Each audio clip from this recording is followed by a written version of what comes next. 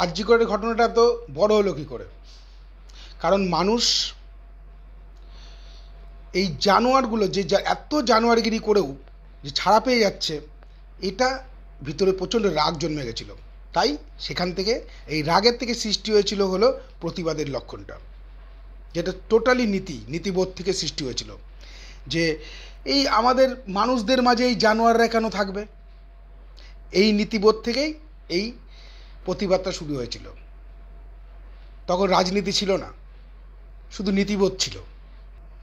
কিন্তু আমাদের মাথা যেভাবে সৃষ্টি করা হয়েছে, মিডিয়া প্লাস আমাদের নিজের চেতনা, আশেপাশে পরিপ্রেক্ষিতে যেসব ঘটছে সে দিয়ে প্রথমে নীতি, তারপর চলে আসছে মাথার মধ্যে রাজ, সেই থেকে রাজনীতি, সব কিছু ভাবতে হচ্ছে।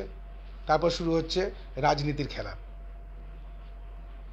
মানে এই কিছুদিন আগে আমার একটা বন্ধু আমাকে বলল যে কই মণিপুরে তো হয়েছে, ওখানে তো আন্দোলন হয়নি। কই উত্তরপ্রদেশে হয়েছে, সেখানে তো আন্দোলন হয়নি। উত্তরাখণ্ডে হয়েছে, সেখানে তো আন্দোলন হয়নি। এই ত্রিপুরায় হয়েছে, সেখানে তো আন্দোলন হয়নি। আরে আমি বললাম, আরে মানে এটা কম্পিটিশনে নেমেছে না, এটা কেমন যুক্তি? কম্পিটিশন হবে নাকি যে ওখানে আন্দোলন হয়নি এখানে আন্দোলন হবে না? তাহলে তো একটা কাজ করা উচিত যে সব জায়গার ঘটনা একবারে জেনে শুনে একদিন একটা দিনক্ষণ করে সবাই মিলে একটা আন্দোলন করে দেওয়া যায়। ইয়ার কি হচ্ছে নাকি? আমাদের মাথাগুলোকে মানে মিডিয়া যেভাবে রাজনীতি ঢুকিয়ে দিচ্ছে, সেখানে প্রতিটা প্রতিটা চায়ের দোকানে দেখবেন প্রতিটা চায়ের দোকানে একটা করে পার্টির লোক থাকে। তৃণমূলের, কংগ্রেসের, বিজেপির, সিপিএমের লোক থাকে। কেউ কাউকে ছেড়ে কথা বলে না এই ঘটনাটা নিয়ে। কই তোদের সিপিএমের আমলে তো এরম রেপ হয়েছে, সে বেলায় কী হয়েছিল? কই কেন তোদের বিজেপির বেলায় তো এই বিজেপি স্টেটে তো এইসব রেপ হচ্ছে, সে বেলায় কী হচ্ছে? মানে সিপিএম তারপর বলে দিচ্ছে যে কংগ্রেসের আমলে কি রেপ হয়নি, তৃণমূলের আমলে কি রেপ হচ্ছে না?